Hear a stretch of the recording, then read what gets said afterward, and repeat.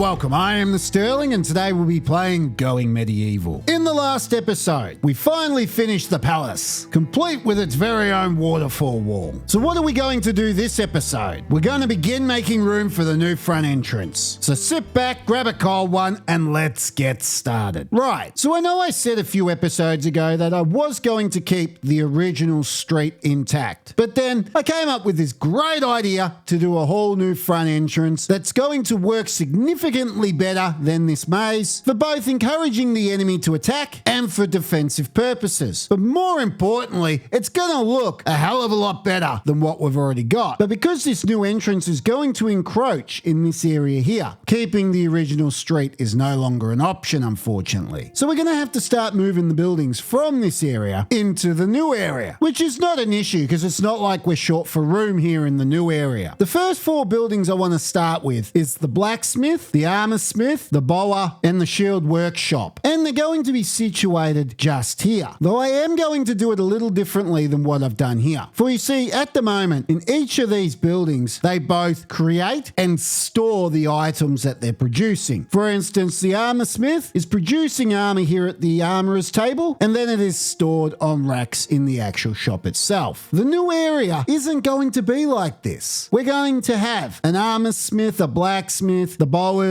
the shield workshop, and then right at the front here, just in front of the barracks, we're going to actually build a new building, an armory, where we're going to house all our shields, weapons, and armor ready to stock the barracks and defend the new area. Now, a few things that we have to actually take into account when building this new area is we have a height limitation now. In the original area, the roof was 6 blocks high. 1, 2, 3, 4, 5, 6. The new area is significantly lower than this at 1, 2, 3, 4. It is an entire 2 blocks smaller, and we have to take into account that the roofing cannot go through these beams. And so as you saw when creating the palace, if I want to put a roof on the buildings, they can only be 2 blocks high than the roof. Though if I want to put a plateau like I've done with the library, then we can make it 3 blocks high. So most of the buildings in this new area are going to be 2 blocks high. So I've got to be a lot more cautious when creating these buildings to make sure that I can fit everything in, that the rooms, especially the bedrooms, are still luxurious with a lot of space. But unlike the original area, I want to make sure that the new area is actually quite spacious. I don't want to make it feel like it's all cramped and they're crawling all over each other. So let's start planning out the new buildings, starting with the blacksmith, which is going to go here. And the ground floor is going to look like this. The entrance to the workshop is on this side over here, and inside we have a blacksmith's forge, a couple of wall tool shelves, and then some storage for timber, coal, basically any fuel to fuel the blacksmith's forge. And then on the back of the workshop, we have a warehouse, which will house all the different resources needed to make the armor: iron, steel, gold, and silver. Now on top of this, we're going to have the home, and the settlers will enter the home via these stairs on the front here. The next level will look like this. We have the dining room entertainment area, complete with its own insulated pantry. As you can see, we have limestone block walls on the outside, and then I've used dirt to insulate it. I've never tested this theory out, but I actually want to see if this will help keep the food last longer. I doubt it will because there's a gap underneath and nothing but a roof on top. So I don't really think it's going to make that much of a difference, but every little bit counts. The dining room itself is the same way I've set up the rest of the dining room so far. We have a stone table and chair, a brazier, a restitution, a shrine for religious needs, and then a backgammon table for a bit of fun. And then we move on to the bedroom, which is a 5x5 area, complete with a quality bed, a brazier, and then a wardrobe here in the corner. And then once I slap a roof on top, that will be the blacksmith ready to start being built. So there's nothing left to do but hit play and let them get to work.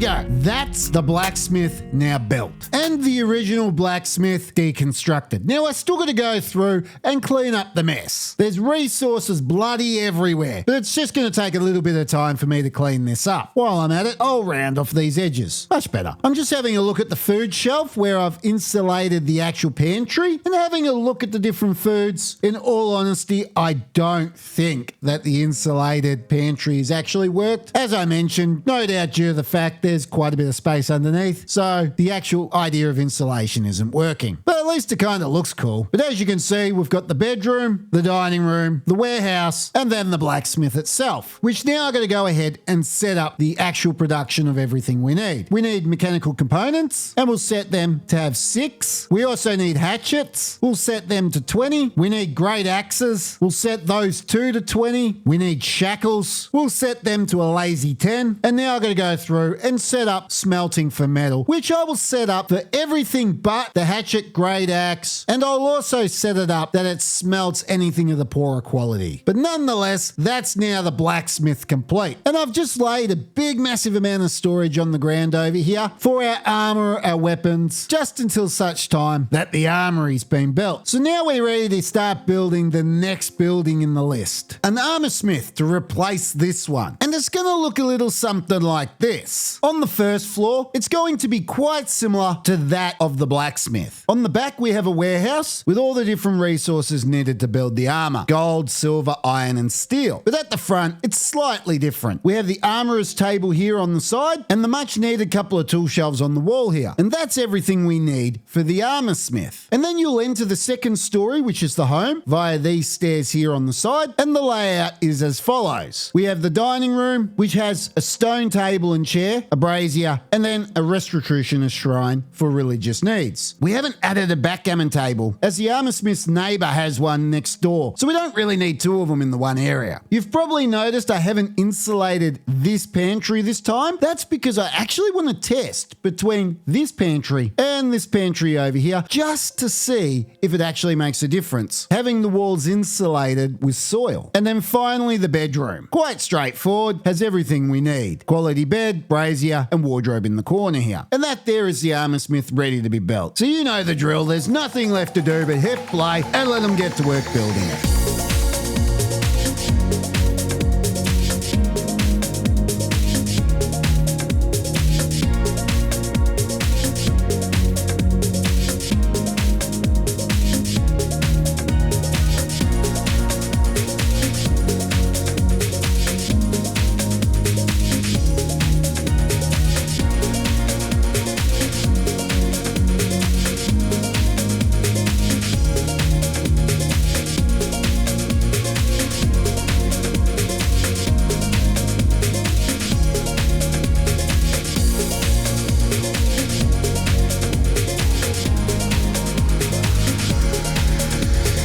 Day 6 of winter 1379, and there is the new armorsmith complete. I've tried mixing it up a little bit by having plain limestone on the top floor and then some limestone blocks on the bottom. Not quite sure how I feel about it, to be perfectly honest with you. Looking at it, maybe I would have been better off having the plain limestone on the bottom and then the limestone block on top. It's probably something I should keep in mind for the next building. Speaking of which, now that we have deconstructed both the blacksmith and the armorsmith, we're now ready to cross the street and start destroying either the shield workshop or the bowyer. But to be able to do that, we must first actually build the new building. And the first one we're going to do is the shield workshop, and it's going to go just here. But before we get ahead of ourselves, we must come over here to the armorer's table and set up the construction of the different types of armor, starting with plate armor. And we're going to set it to create 25, as we have 25 settlers. So I always want to make sure that I have enough plate armor on hand to be able to fit every single settler at any given time. We're also going to do great helms, and same goes for that too, 25. And now it's just time to set up our smelting for metal items, which once again, we're going to have them melt down anything we're not needing and anything of the poorer quality. And we're also going to dismantle items for cloth. Once again, same goes for that. We're going to set it up to dismantle anything we're not using or anything of the poorer quality. But now that we've done that, we're ready to start planning out the shield workshop. And it's going to look a little something like this. The ground floor, as you've come to expect, has a warehouse at the back to house has all the resources needed to create the shields. But the actual shield workshop's a little different than what I've done the other two workshops. It has two production tables in it. It's got both the armorer's table, which will be used to create shields, but it's also got a wood workbench. This is because now recently, with one of the updates in the last 6 months, now to create certain things within the settlement, we need wooden mechanical components, to which I feel should be created in the shield workshop, as most of the work done in this workshop is out of wood, so go figure, a wood workbench. The second floor is exactly the same as the other two buildings. We have a dining room with a pantry and then a bedroom, all kitted out and ready to go. So now there's nothing left to do but hit play and let them get to work.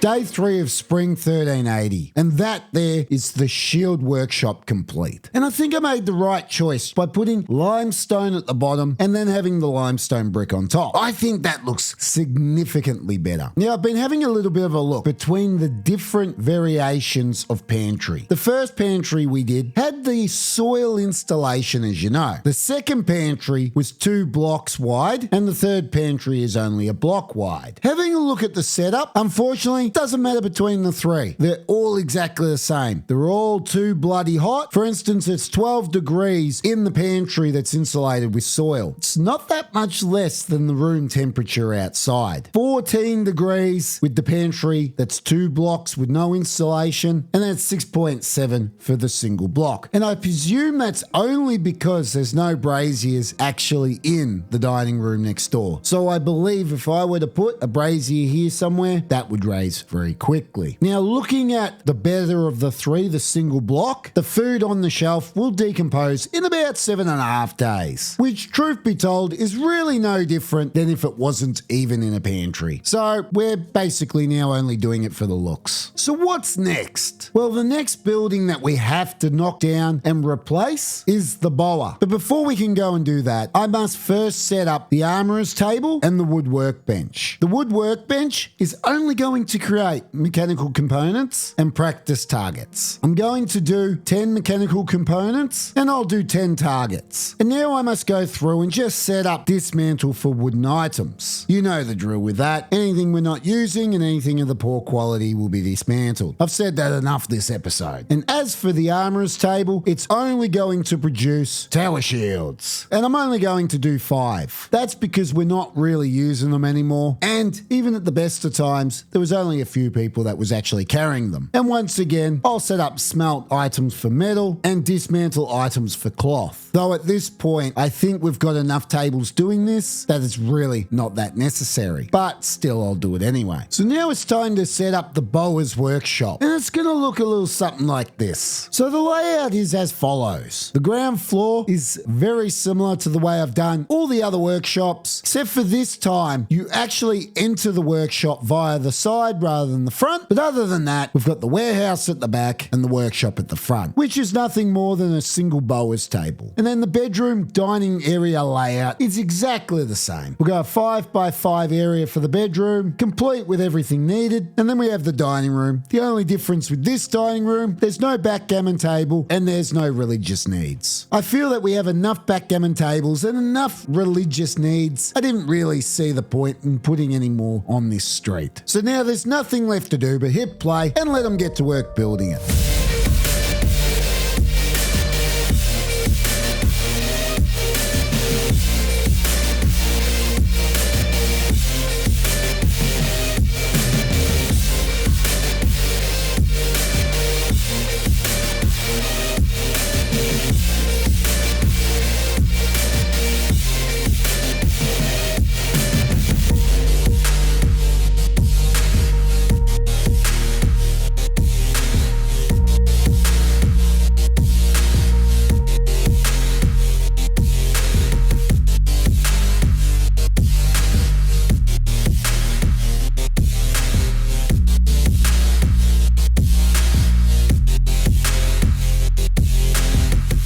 day 10 of spring 1380. And that there is the bowyer complete. Now, I'd just like to apologise for my voice. The AFL Grand Final was over the weekend, and clearly I had a little bit too much fun. But now that the bowyer's complete, the final building in the front section of the old street has been demolished, which that's fantastic. Now all we have to do is actually pull down these two towers. This house here is also going to have to go, and then we'll need to start pulling down these buildings over here. But I'm not going to touch these buildings over here until I replace them in the new area. But before we go and do any of that, the next building we must now build is the armory to house all of this here. Now it's going to be a multi-story building and very similar to the barracks in that it's actually going to have a defensible position at the front, or so it will seem anyway. This wall isn't overly practical, but it does look like it's defensible. And so in the same style, that's how we're going to do the armory. So the layout will just be a wall that runs across the back, down the sides as so, and then the front wall will go between all these pillars here. And then we'll just chuck a couple of reinforced doors in the middle. We'll then have a front wall that runs to about here, a couple of ornate gates, and then we'll just wrap the walls with merlons. It's beginning to look defensible already. Inside will be a limestone block floor, a couple of sets of stairs in the middle so we can get up to the second floor, and then we can start kitting out the bottom floor. We'll have 25 armor racks on this side here. We've got 25 because we'll be producing 25 helmets and 25 plate armor because we have 25 settlers. And then on this side, we're going to have a different array of weapon racks to house the crossbows, the great axes, the hatchets, and then obviously the shields. And that there is the bottom floor taken care of. Then the next floor, we just have a small little piece of floor in the middle like so. We then run limestone block walls around the outside, and then we're just going to place a cartography table here in this room. I imagine this room where someone would be posted to maintain and guard, perhaps even keep inventory of all of the stock that they have. And then finally, we just need to cap it with a roof. And after a little bit of playing around, I've come up with this. I was going to originally have the roof slope all the way down and make it a big triangle like this. But after looking at it, I wasn't a big fan. Truth be told, I don't even know if I like the way I've done this roof. Not sure. So I'll mess around a little bit, see what I can come up with, and then I'll hit play and let them get to work building it.